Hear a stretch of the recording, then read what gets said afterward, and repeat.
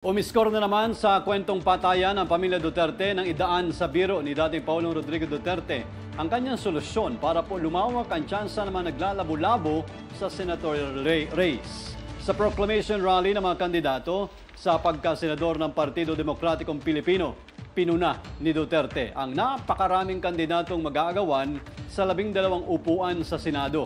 Para madagdagan ang bilang ng mga ibobotong senador, patayin na lang natin sila para mabakante.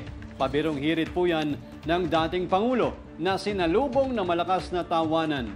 Kung makakapatay umano ng 15 senador, ay pasok na lahat ang kanilang mga kandidato. Marami kasi sila. Ano dapat ang gawin natin? Patayin natin yung mga senador ngayon para mabakante.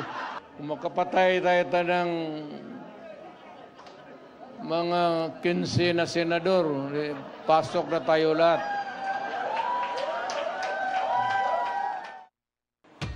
Matatandang minsan nang sumabit si Vice President Sara Duterte sa salitang patayin at ngayon ay nirekomendahan na ito ng National Bureau of Investigation na sampahan nga ng mga kasong kriminal.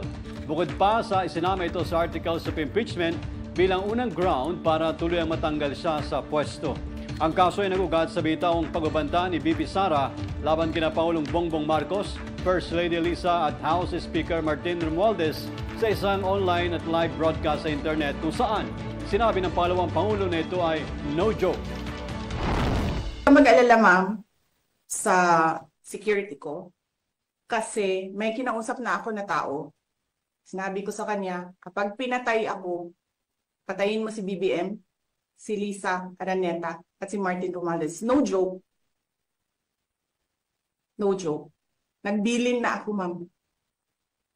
Pag namatay ako, sabi ko, huwag ka tumigil hanggang hindi mo mapatay sila.